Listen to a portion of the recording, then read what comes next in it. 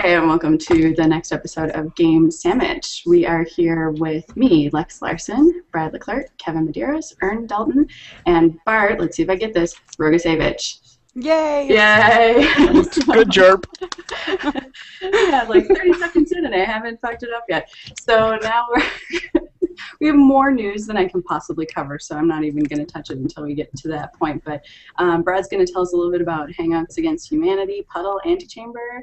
Erin's going to talk about her Rift Dimension and Borderlands 2. And I'm going to talk about the Firefall beta weekend I participated in last weekend.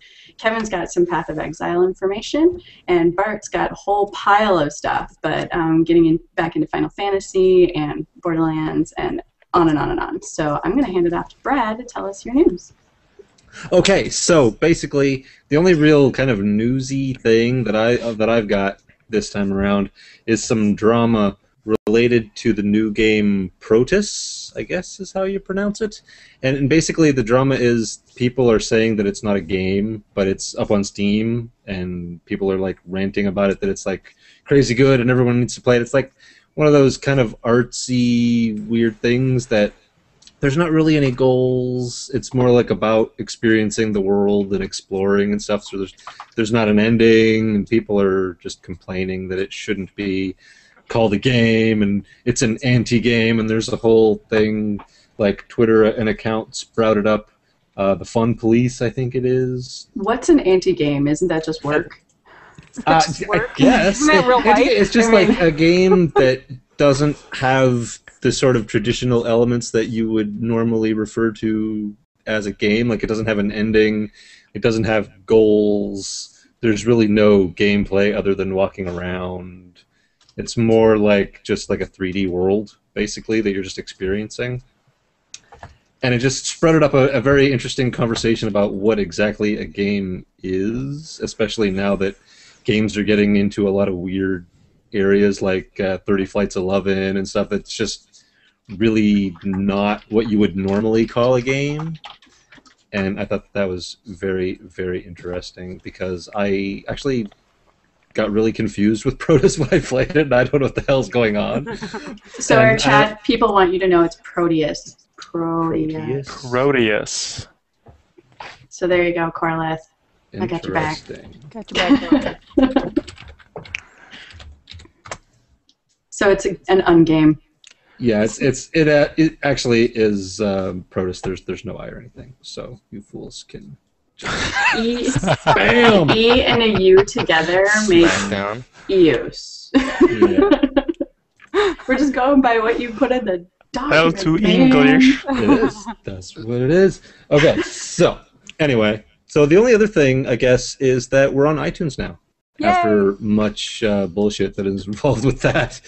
Because they make it really not that easy to make a feed compatible with iTunes. But anyway, we're up. So just search for Game Sammich or check the video game podcast section, and we are in there. So give us all your votes. Yes. Yeah, here come the iTunes reviews. Yeah. Oh, yeah. Ew. These guys Good suck. or bad, whatever. As long as it's getting attention, it goes up in the ranking. So it don't really It's matter. true. Yeah, it doesn't matter. It's all marketing. So. All right, is that all you got, Brad? That's it for me for now, anyway. Ern of the lovely hair, tell us what you got. Well, I was going to talk about, there was some new screenshots released for the Final Fantasy XIV stuff, like character creation stuff, but it's more of a visual thing, so we'll just put the link in the fixins and y'all can look at that crap yourself. So I also wanted to mention the Defiance pre-order stuff has come out. It's really freaking expensive. I don't know that I'll get it right away. Show looks cool. That's all I got on that one. What I wanted to talk about a little bit was some of you might know him, at least the Rift community might know Seaton. He was part of Special Olympics. They were a really big guild. They're a European server. They did a lot of the server first for everything and lots of tutorials for the dungeons and the end boss fights and things like that. He was a big contributor to the community and guides on killing a lot of those bosses and things like that. He's actually getting ready to launch a site called riftguru.com. I don't think it's live yet. I haven't checked in the last 24 hours, but he's looking for dedicated people to help build that database, like class people that are like gurus in their class, and anybody that's willing to help with like database entry and screenshots of things, and just piecing all that stuff together. He is looking for anybody that has the time or the energy to help with that. So we'll put a link to his Google Plus profile in the fixins, and if anybody is willing or able to help him, just give him a buzz and he'll give you some work to do. So I think that's all I got for news. Yep, that's it. Cool. Kevin, do you want to go next? Sure, yeah. What do I have? Oh, all right.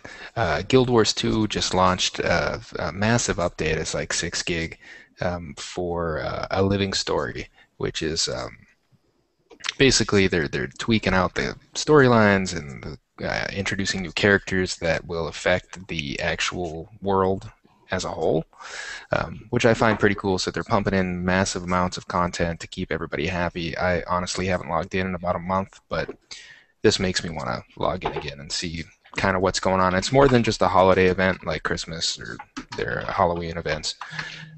It's going to be bigger than that, and apparently, you're going to have some permanent changes based on some of the dynamic events and the outcomes of those. So all you GW2 players are going to have that to look forward to, and it's and they're going into they're starting a new sort of whole storyline that's going to be active for a couple months until they go into their next part. So it's kind of like a rolling series, and that's already included. You don't have to. It's not an upgrade or a DLC. Just to confirm, they just added like a new storyline you could do. Basically, multiple storylines that are going to branch off depending on your race or your class, and that's why that update was huge. It was almost as big as the game. And it's stretching throughout the. You said stretching throughout the period of time, so they're not going to roll everything out at first. They're just going to sequentially do it. Yeah, it's going to be sequential, and it looks like this first installment is a couple months that they're going to roll this out, and then based on whatever happens there, they're going to create more paths and more branches of the story. So I kind of like the idea. I hope it works. Because it's what was engaging out of BioWare's Dragon Age, and the thing that people said that they liked the most about Star Wars: The Old Republic was the storylines and how you got to choose your path and different things would happen. And I think for a game like Guild Wars 2, they have to really concentrate on the not grinding, the anti-grind. And here I go with my grinding again.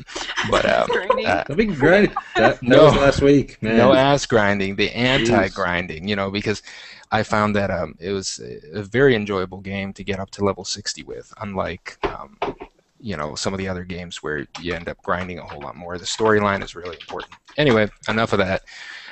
Check that out if you have it. Get the update. Aliens, Colonial Marine, the Colonial Marines actually has been much talked about. It's an Unreal 3 based engine, first-person shooter, multiplayer. It looks really nice. I don't know. You have lots of Aliens fans that want some authentic game to go with the Aliens, and I've been hearing bits and pieces about it. So some people are saying that it's going to be really authentic to the movies, and other people are like, it's going to be Halo with aliens in it. So I'm kind of interested to see what it's with aliens in it. Kind of interested to see what it's going to be like. It looks really good. It'll run great on older machines, being that it's that old the Unreal Engine that they just kind of tweaked out. So that's kind of got catching my eye. Medal of Honor is gone. They're retiring that series. They've been beat out by Battlefield 3 on the PC, and then Call of Duty. And that whole franchise has been kicking the shit out of Medal of Honor, and I think with that and the fact that those their consultants got in trouble with the Army for giving out too much information on this last release, I think they're just gonna can it for now because the government's after them at this point.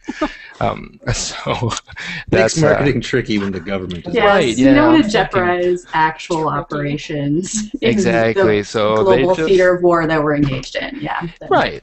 And considering there's probably some sort of secret U.S. intel inside Advanced Warfighter that somebody will decode at some point, it's kind of scary. So they're just going to axe that. And Dead Space 3 is my last one on the list, and that's going to be. This is kind of controversial, and as a PC gamer, it pisses a lot of people off, myself included. It's going to be a straight console port, so they're going to be making it for the Xbox and the PS3, and then they're just bringing it right over. And I know that in the past I've been burned many times when they do that, because your whole it's more than just controls.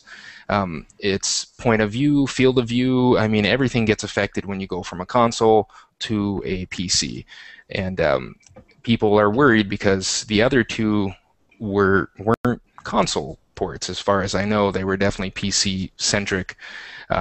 So Dead Space heads are very worried that this is going to suck really bad, and that, along with the in-game purchases that they're offering, are scaring the shit out of people. But it's EA, so enough said.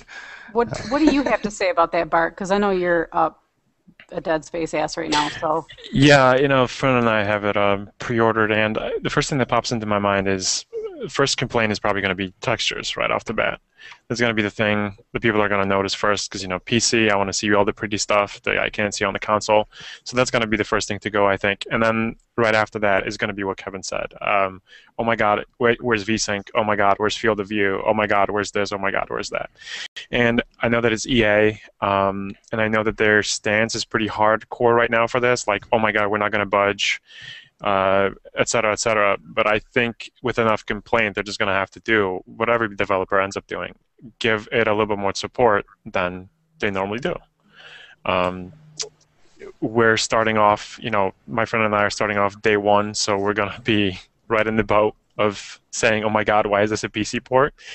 But I don't know. I mean, their excuse right now is, we want to level the platform, make sure that the experience is the same on everything.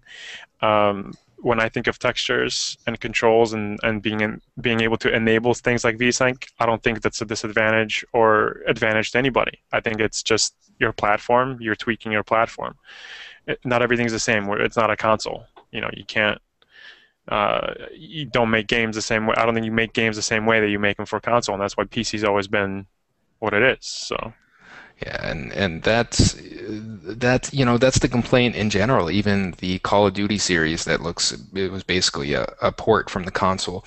You play it on a big 60-inch TV and it works, but then it feels constricted on a PC with a mouse and keyboard. It's a different gaming feel. But now you have a lot of the PC gaming that's becoming hybrid with the Xbox controllers. And I think that's what they're trying to do. Like Bart said, they're just trying to. It's less expensive, it's quicker, and it's cheapening the experience, I think, for PC gamers that spend a shitload of money on hardware to play games, the way they want to play them.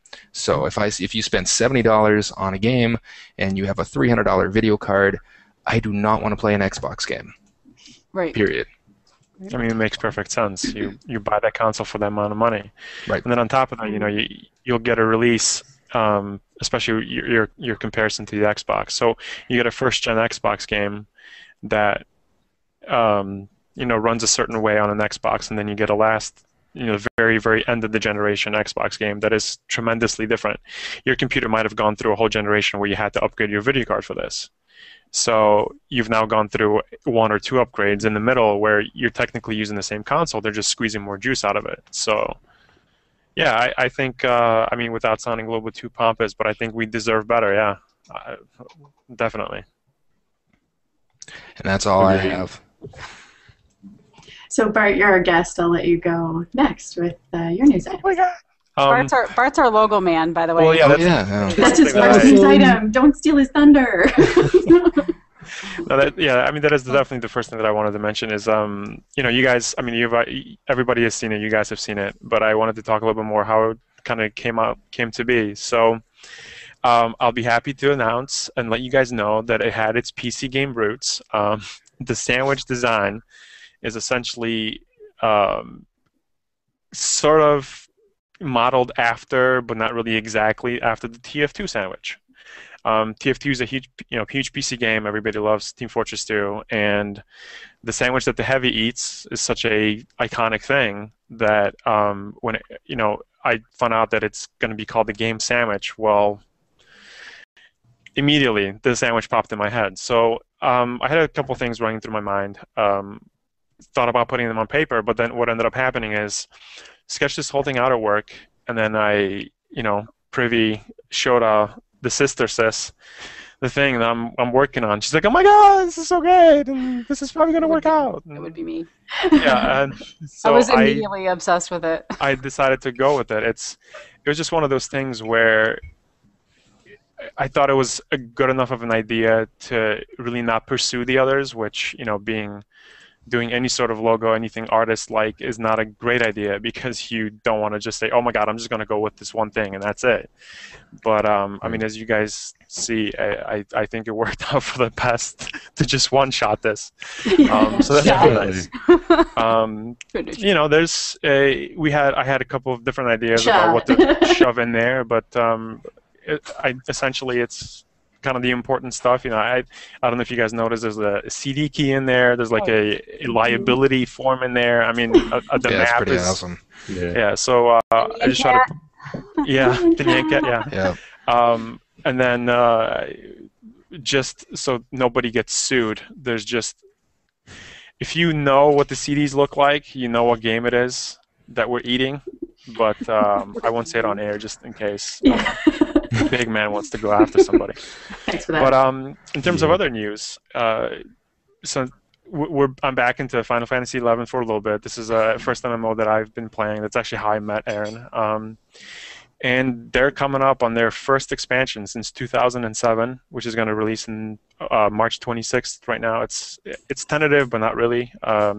So $40 gets you everything. If you've never played Final Fantasy XI, it will get you the most recent expansion and everything before it. And the standalone is $30.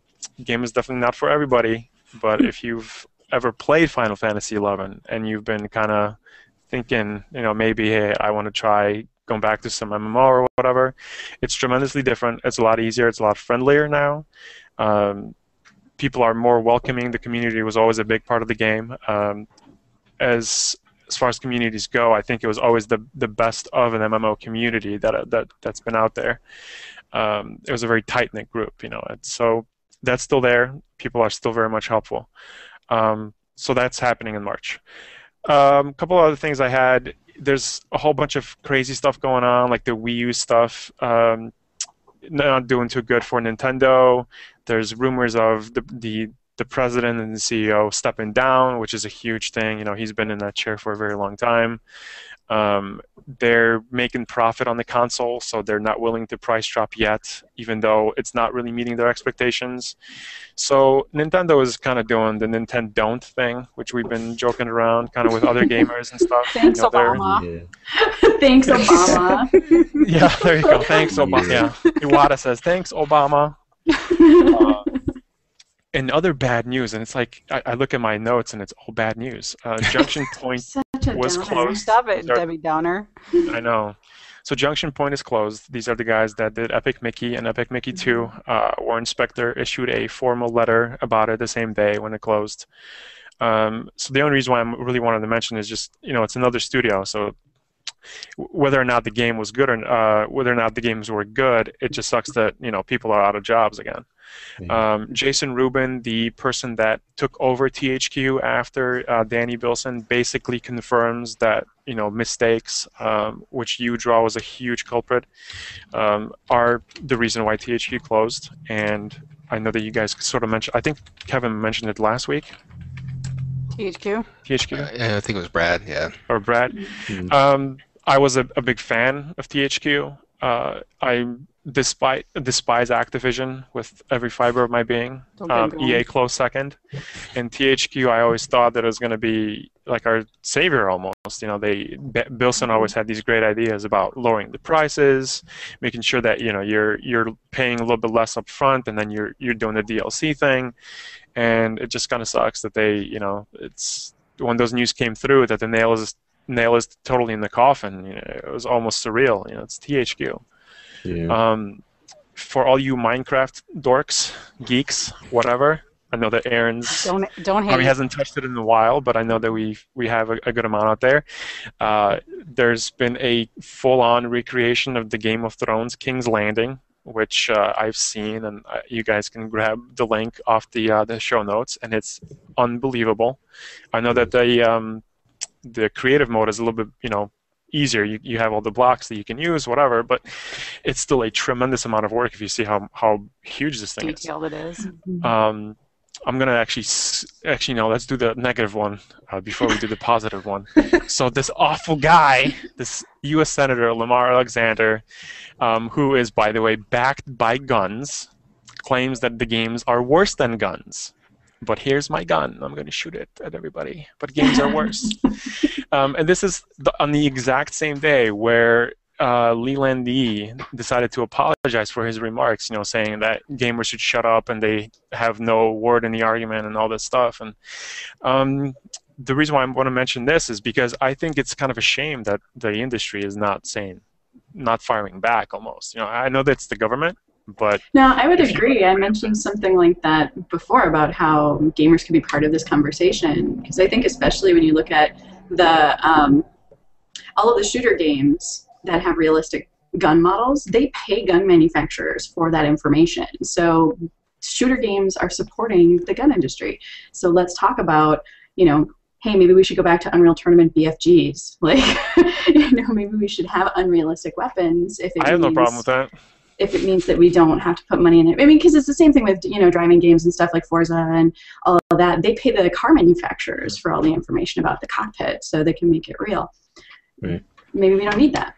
I mean, it was like you said, though, that's actually a good point. I mean, there was a big thing about, I think one of either the Call of Duties or one of the Medal of Honors, saying that we're profiteering from war and all this stuff. And I mean, yeah, there's obviously two sides of the coin. It's just that I think the asinine statements like that, just kind of left field, just shouldn't be made. But it is what it is. It's fun to read. That's for sure. And yeah, the last thing I had on my news is there's a great article that if you guys want to toss into the fixins about Valve and how they broke PayPal with hats. And hats for everyone.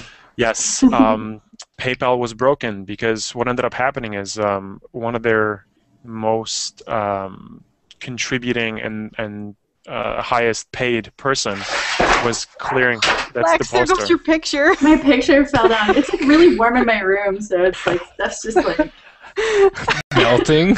Shit is melting. Attention to what's behind me. Shit is melting. Take care of that. Yeah, it's just like my house is falling apart. Aaron's lamp is coming through. It's cool. It's cool. Tip it over. Earthquake. But yeah, they stated, this guy made $500,000 on hats, and it broke PayPal because PayPal said, "Why are you guys sending them this much money? He's got to be a drug dealer, and you guys are buying drugs." So Gabe had to, I guess, gaben, he had to clarify and make a deal with PayPal, and it's a very interesting read. It's I don't know if you guys noticed, all my stuff is from Polygon because I happen to enjoy all of the writers. So Polygon's pretty good I've stuff. got some Polygon stuff too. So I mean, I know that PayPal. That's where those also had screenshots are. Yeah. Yeah, right. Like I know PayPal also had problems with things like fundraisers or charitable events or something like that. So like all of a sudden somebody starts getting a whole bunch of donations because they're like, here's my PayPal to help with my cat's vet bill or whatever, and then they just lock it down. And anything that goes viral, they pretty much freak out. And then it takes like a weird arcane process to get it unlocked. Yeah, kind of crazy. Yeah. So thanks for that, Bart. I've got kind of stuff all over the place. So some of my more serious face news is stuff like Zafe House Diaries, so that's what the Z is, yet another zombie game but this time it's focusing more on the tough decisions you'd have to make, like which one of your friends is going to be the zombie bait. So, you know, I personally have decided who that person is, but maybe not everybody has. So it's interesting because it's looking a little bit more like what are the human costs of actually going through a crisis like that. So that was interesting. Then we heard that there's going to be a World of Warcraft movie. Hasn't that been a thing for like the last, Jenkins. So yeah, it's been talked about before, and Uwe Boll 5 or was the 6 person years. Uwe Boll was the one who approached Blizz about it, and they were like, we will never sell you the rights. Because they just hate him. Gee, why? And I wonder. that's probably a good thing. Although, if he was making the movie, I bet you Leroy would be in it. You know, probably. So yeah, so we heard that Duncan Jones, who did Moon, and there's another one I forgot. Source Code, was that it? Yeah. Okay. Yeah. So excellent, memory's still working.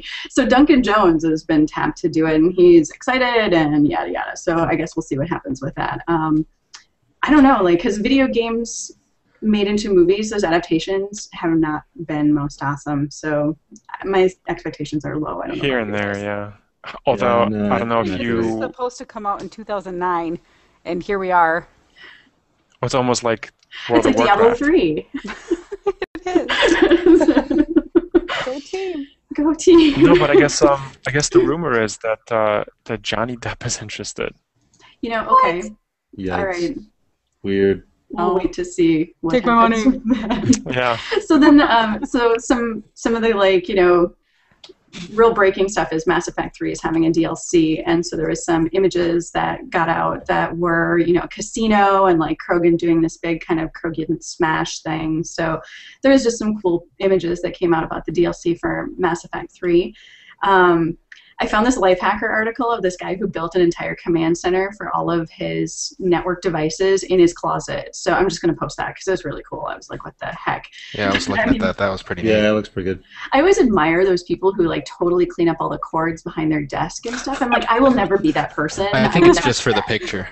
But by next year, my apartment is just going to be robot arms, just with monitors. Right, it's hanging gonna be like- everywhere. It's going to be like Tetsuo in here. Like the whole, I'm just going to be one giant machine, like that I embed myself in. Like I'll never be that person. Yeah, but see, I I'm just wanna laughing because post I'm that guy. Yeah. Are you the guy with the no cords? Erin just asked me to fix her computer cords. Next time she stops by, you gotta fix my computer stuff. You do it so nice and neat. He's so damn OCD about it. Like, I think it's fine, and then he sees it, and he's like sweating, and he's like having a hard time breathing, and it's like, Jesus, Because of the cords. do something with it.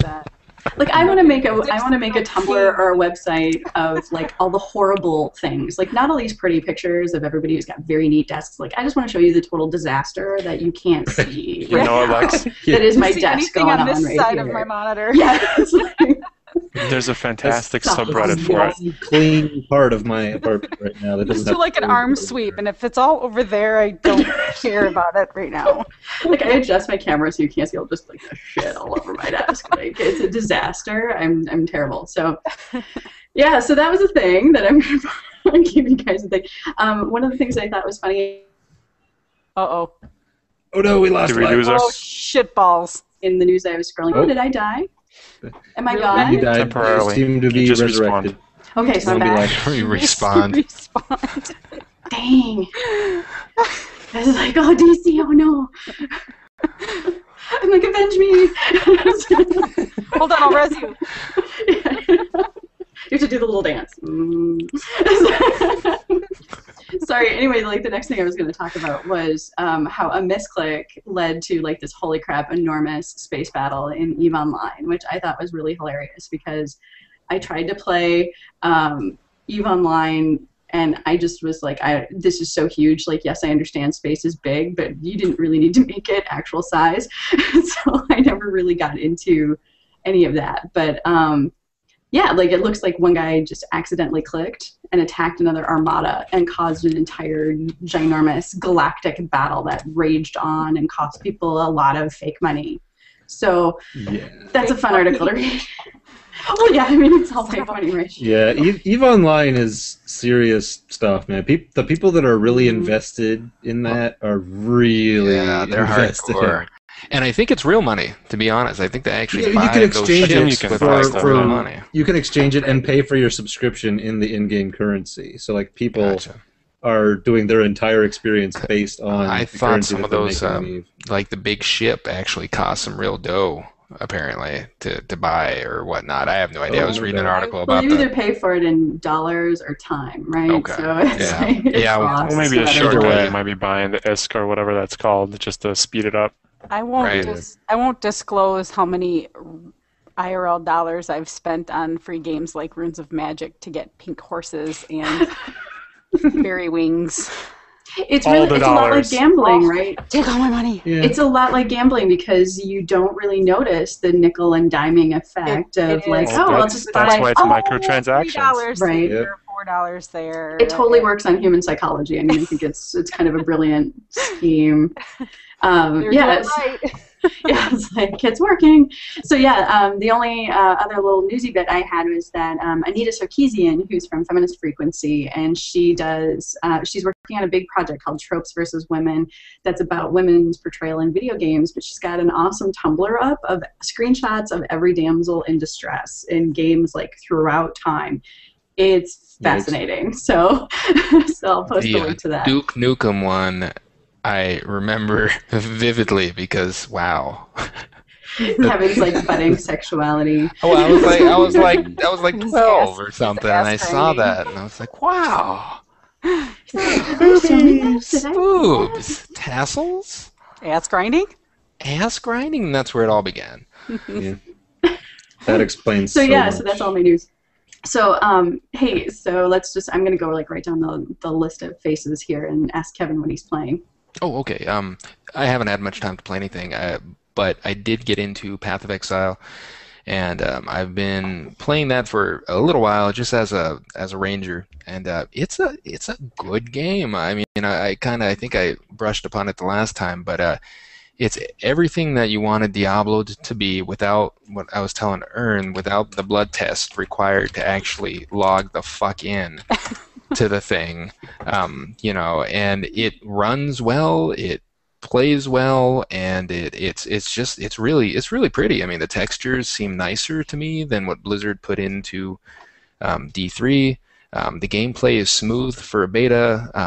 Really, all I've been getting are some disconnects occasionally.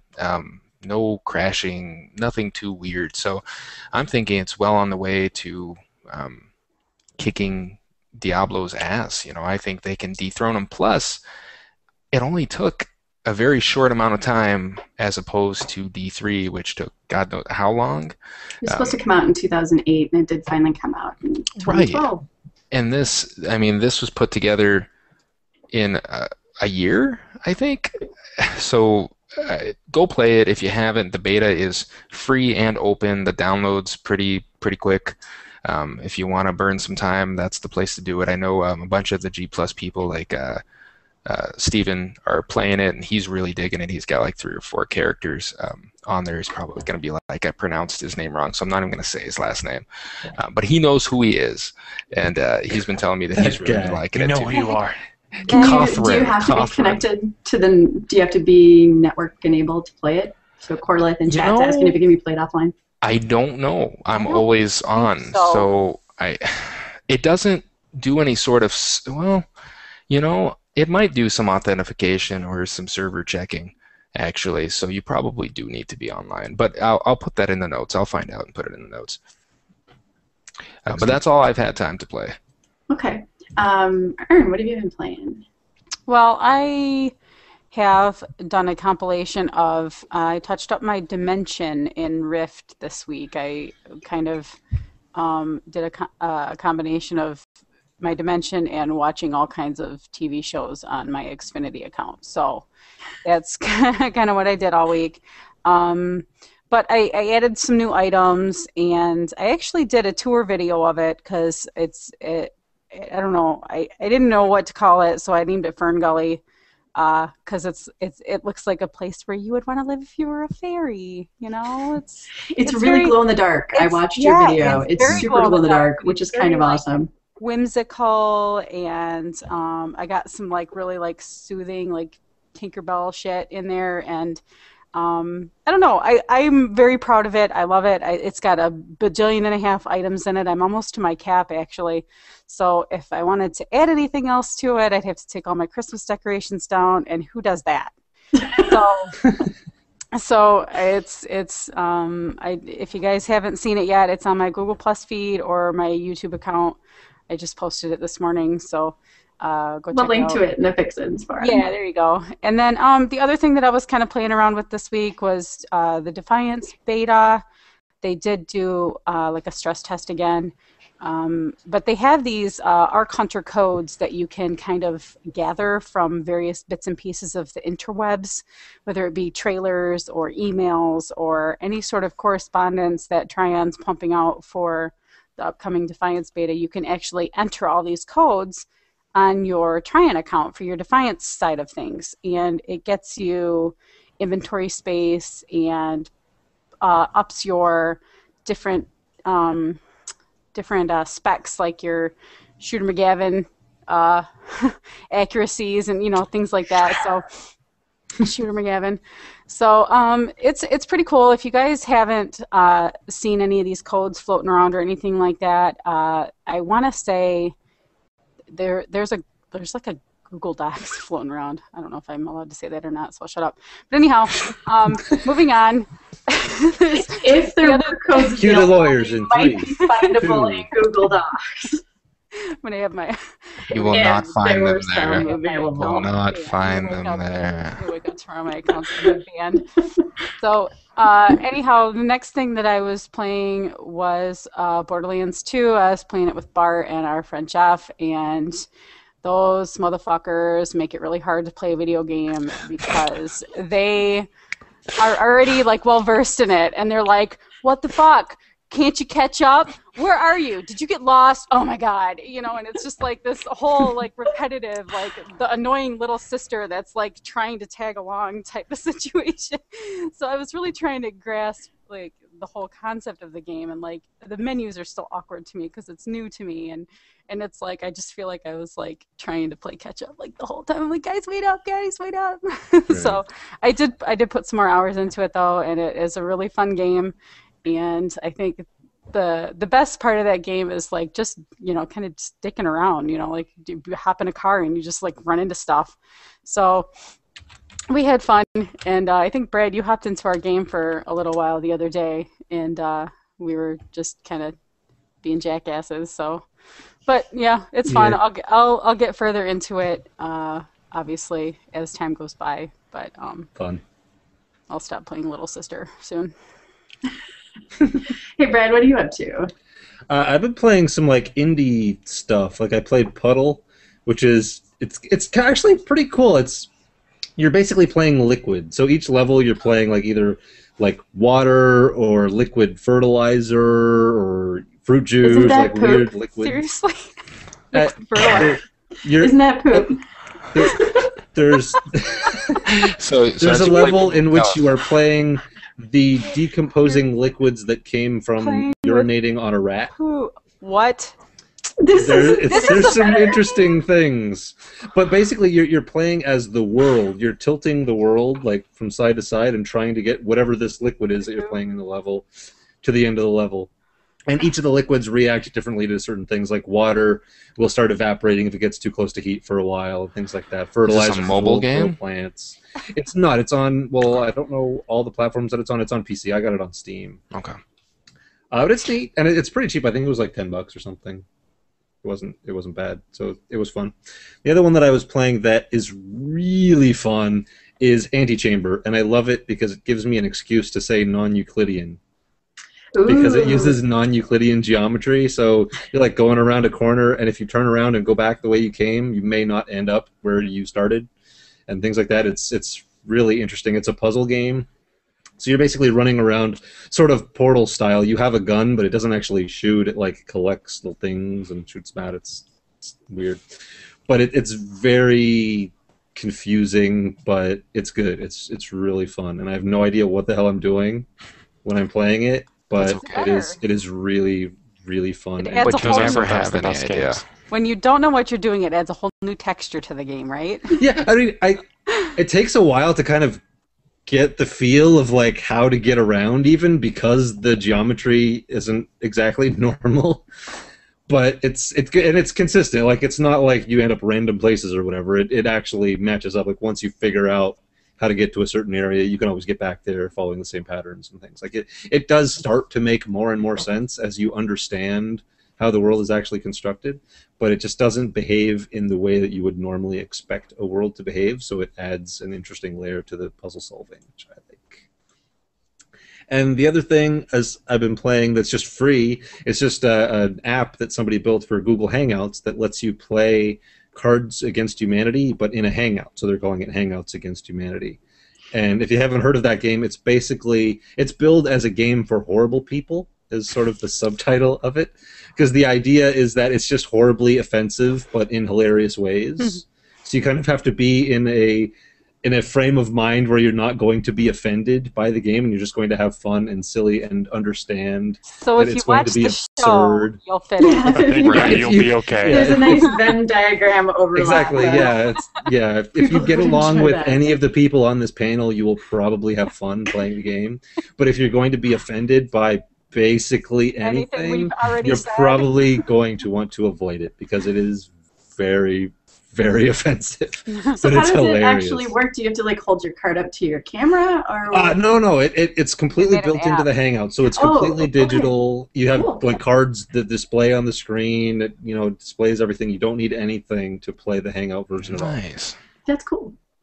Yeah, and it's still in beta, so there is some rough edges. Like if people are joining and leaving the game, it can bug out sometimes. It's pretty easy to restart, and the points don't really matter particularly. So I mean, it doesn't really change anything. You can just start over, and it's fine. And they're going to be adding in the ability to create your own card decks soon to add in like expansion cards, like the real game does. So it's getting pretty interesting, but it's already very, very fun. And we'll probably end up having a Sammich game of it at some Tonight. point. Oh. So tonight, Tonight. Yes, like in a tonight, couple of maybe. hours, In a couple there will hours. be a game. When Because we're I missed drunk. the last one, and I know. Like, As an ambassador for all the awful Polish people, I agree with this. Excellent. There's like Yeah, an that's awful what I'm- Polish delegation that I've just Bert's been- in charge I of. could I'm a probably be hilariously president. horrible person He this is in week, charge so of that's it. what I'm Yes, doing. Lex. He is in charge of it. Yeah. So Bert, what are you playing? Well, God. actually, I'll segue a little bit out of Aaron's thing. So yeah, we did do Borderlands 2. Shortly before we dragged the little sister around, I ended up 100%ing it, which is I think one of the only ones that I've done that to on Steam. Define 100%ing it. You got all the achievements, right? Every single Chivo has been checked off, all 39 of them. So now you're a real boy. That's right. Yes, exactly. Now I'm Awesome. a real boy. That's right up Brad's alley. He's an achievement whore too. I worse on the PlayStation than on PC, but yes, I'm unfortunately there. The OCD is a pain in my ass. But so we played a little bit of that, and then as I mentioned earlier, back into Final Fantasy XI with another one of our friends. We're kind of really hardcore in there right now. The game is tremendous fun if you have things to do, and because we're doing content that was essentially meant for 75 level players, we're at the highest level cap that the game's ever going to go at 99. So being 99 over 75 content, you're over leveling it so much that it's easy, but there's still a bit of a challenge in there. But we're basically making the game our bitch, so that's been fun. Well, and to retract, you guys Yes. kind of have the nostalgia part of it that is taking place too. Like if a new player went into that game, they're not going to love it as much as you or I would. And Possibly not, and I think a lot of it has to do with the fact that all of us played when the cap was originally 75, so we know how difficult things were, how things worked back then, classes and all the changes and stuff. So seeing everything, how it's changed, yeah, it's definitely a lot more fun now. But it's just, I think even for newer players, it's still a lot easier than it used to be. So it's it's just one of those things. it's the one account that I refuse to close, refuse to sell, refuse to let it die. My wife makes fun of me all the time for it. You know, she's kind of sitting there with like a roller. What was that movement? That was a stab.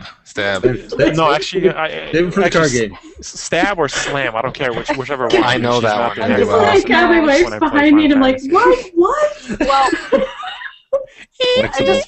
I just want to add some hors d'oeuvres to that. My account, thanks to between a couple of people, has never become inactive. Thanks, Caleb.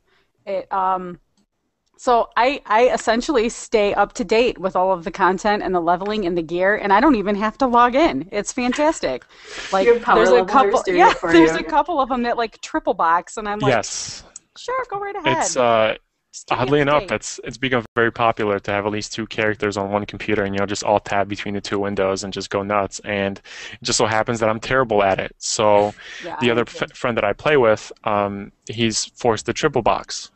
Essentially instead of Forced. two windows, do three windows because I'm terrible at it. So he's doing it, and he's actually doing a 'cause we pretty have good job at it. Because we have my sister's account in the Yeah. mix too. So there's So like it's 4 or it's 5 Erin, her accounts in sister, between and two our people. friend, and then myself doing all this stuff. So essentially, we have 4 people doing things where it's only really 2, which is kind of hilarious. But I started getting into my backlog since we're not offended by anything. I call this Steam cancer when you buy a whole lot of games that you don't play or that just kind of sit there. Yeah, didn't I say that like 2 weeks ago? It's exactly like that. And you Yeah, can't I've been disease. dealing with my control Steam it. cancer.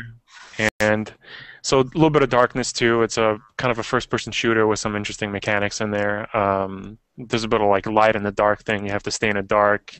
Lights shine on you. You have to get out of them or shoot them, etc., etc. Brutally murdering people in Hotline Miami. I don't know if you guys are familiar with the game. Yeah. It's a That's good top-down, times. 8-bit, crazy psychedelic thing. I mean, it's crazy fun, but it's definitely one of those Twitch games where you have to kind of plan your path of attack, and if you don't do everything perfectly and execute perfectly, then you start punching your monitor. But it's a ton of fun. Lego. Oh my God. Lego Lord of the Rings. One of the better Lego games, even though after seeing Clerks 2, I'll never be able to love Lord of the Rings as much as I did before that. But it's a ton of fun. It kind of scratches that collectible itch. A lot of crazy stuff going on. There's a lot of good humor in it. A lot of actually kind of adult humor in it, which for Lego games is kind of nice. For us adults. Random Android games I play. I love Where's My Water and Where's My Perry. I don't know if you guys are familiar with either of those games. Fantastic puzzlers. At least I love them. And then I'm just conflicted over the backlog constantly. There's all these games that are sitting there, and then all these games that are coming out. I finished probably about 16 or 17 games in the last 2 months, just kind of trying to rush through the backlog because there's just so many things. And I'm looking at the list, but one thing that I wanted to mention, you guys mentioned I think last week or the week before, is I just wanted to give my thumbs up for Mark of the Ninja. Definitely a stellar game. Yeah, Mark of the Ninja. It's a phenomenal stealth game. Mechanics are just, I'd say it's probably almost perfect. As far as what it is, obviously, people could say, "Oh, let's take it into 3D, etc." But I think the 2D element and having all those the visual hints and everything did so well for it. And played some Sleepy Dogs, as Aaron did. I know last week we also did that. I finished that at least. And then I wanted to last mention. I actually wanted to mention to you guys is this game Spec Ops. I don't know if you guys heard of it. It's a third-person shooter, Good a game. little bit of cover base. I kind of came across it. A friend recommended it to me, and I said, hey, is this guy? When did this thing come out? I thought it came out 2011, and then he says, no, this is like a July 2012 release, and I ended up playing it probably about 2 months ago or so, and I think I was pleasantly surprised. I thought it was one of the better games that I've played just in general. There's a fantastic article about it on Polygon, and if you like third-person shooters and you kind of like a little bit of the controversy that shooters bring into the genre, I think it's a stellar game to play, and it's constantly going on sale. It's fluctuating, up and down on Steam and etc. Amazon just had it for like $7, and then you could use that editor coupon, whatever they had, which brought it down to $2.50. So if you catch it at that cheap, it's definitely worth buying. Yeah, that's a great game. Yeah, There's actually a game. really good interview with the creators of the game that I will have to find and put in the show notes. It might have been in that after people play. Polygon article as well. Might have been referenced to it, yeah. Yeah, that game was really good. Pick it up if you like the third-person shooters. It's such a stray from their other games that they previously released for the PS2 or the PS1, maybe. But man, it is a mind fuck, really, is what it turns out to be. I agree with that man. All right, so it's my turn now, right? I get to talk about what I've been playing. So I was in a Firefall beta weekend, and I don't even know how I got onto this list, but somehow I'm on the list for the Firefall beta weekends. And so each weekend they've been doing kind of rotating open betas for people who are part of their mailing list and things like that. And we got a few more folks. I think, Ern, did you end up getting a download of it, or? I did, and after we talked about it last weekend, I did end up getting the game downloaded like Saturday night, and I played it for a couple hours on Sunday before I got disconnected, and then I got distracted by like real life shit, so I didn't want to back into it. But no, the concept of it, it's like a cross between, and I don't want to say it, but it's like a cross between WoW and like PlanetSide 2. But it's a cool combination. Yeah. So what I mean, basically the story behind it is interesting. So there's something of a narrative that goes along with the action. There's several different classes, and what I found was really interesting is that if you change your armor, you change your class. So you can quick swap at stations that are in various locations around the map. So you can be like, oh, I want to do a healing, or I want to do a sniper, or I want to do an engineer who gets to throw down turrets, which is awesome. I love that. So basically you do something Rift-like where it's a world event that's going on, and you have to go find it, and you team up with people who are in the area, and you go smush all the things, and then everybody gets some credit, and you can go spend that credit on better gear or even a new paint job for your outfit or whatever. So I only got to mess with the crafting a little bit. It didn't seem like it was too different, except for you had to be at a station to do it. So I'm sure people will complain about not being able to craft in the field, as it were. But I figure it's probably more about the shooting than it is about the making stuff. But we'll see how it goes. So I liked it overall. I thought it was fun. You start with a little area of the world that you have available to you, and you have to go do mini missions to open up new parts of the map. So you have to like go fix the survey station, and then you can now see a bunch of the map, and you're reclaiming territory as you go. I leveled a couple of times, but it was sort of this thing where I was like, what just happened? So basically you just get some credit, and you get the ability to use those credits to buy your skills. So it's not so much that you automatically have skills. You have to go purchase them, and you can put them together in interesting ways. You have to do all the things to get them. Yeah. I mean, it was sort of a thing where I was like, how do there's a definite need for more of a tutorial about how the mechanics of it works, like what you're supposed to be doing. I thought they were very good at pointing you in the right direction, but then not so great at explaining the UI or anything like that. So it took me a little while of just kind of like random button pressing to figure out what I was doing. That's really similar to how I did it too. I just looked for like the waypoints, and then I pressed space and flew to them. Yeah, to figure out what was going on. But I spent jet boots.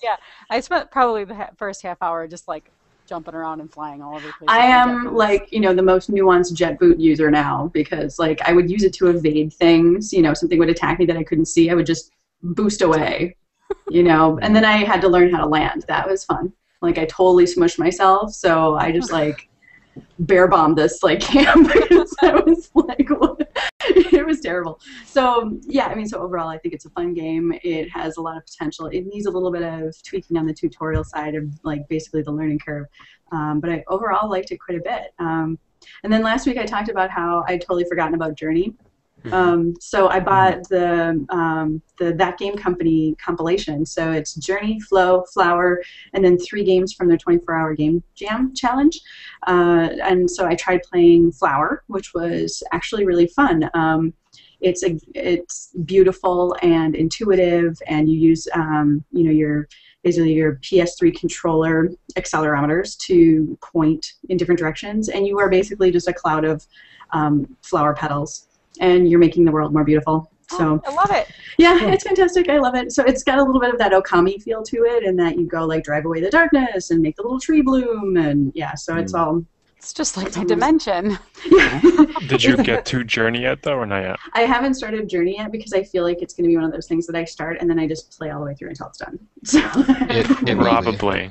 So I wanted to give it a good chunk of time. It. Yeah, I wanted to give it a good chunk of time. So I haven't cracked that one just yet. And then also I wanted to mention that Akanero Demon Hunters, the free-to-play adventure RPG that I have been pumping all over the place, has met their Kickstarter goals. So they're going to have all of their extra content. And I know a lot of people, when they hear like game and Kickstarter, think, oh, the game's not here yet. I'm just backing vaporware. No, the game is already here.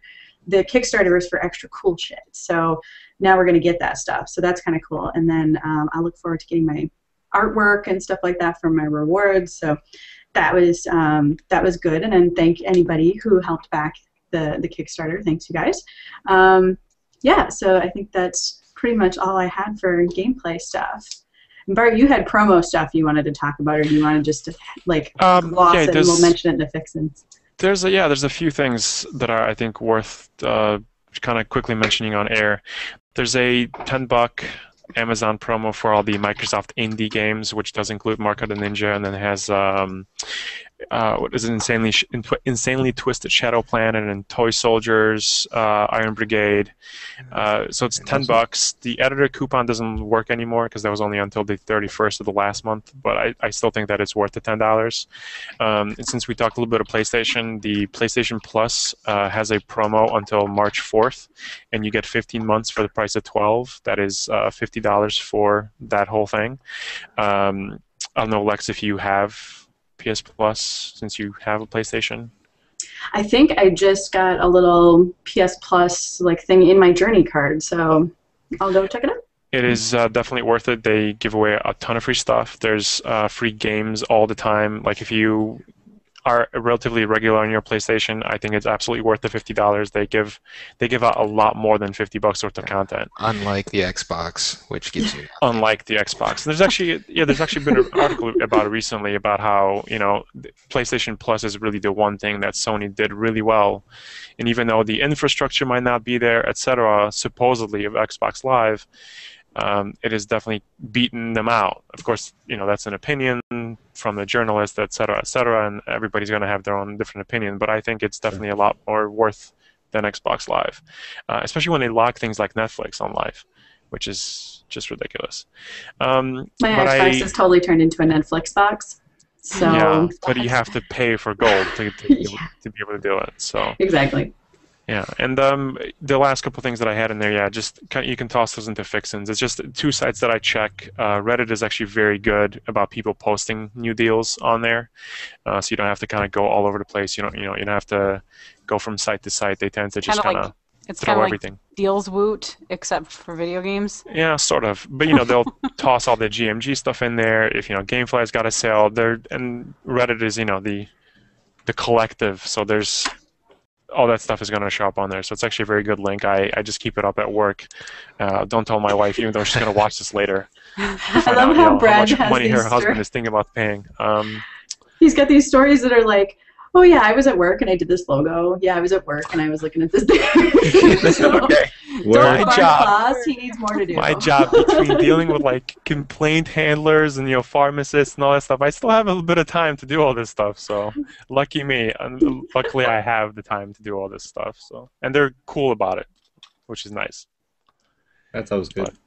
Nice. Well, cool. I think we managed to cover everything we had. So Yeah, we thanks sure to Bart for being one of our guest hosts here. Yeah, thank you, Bert.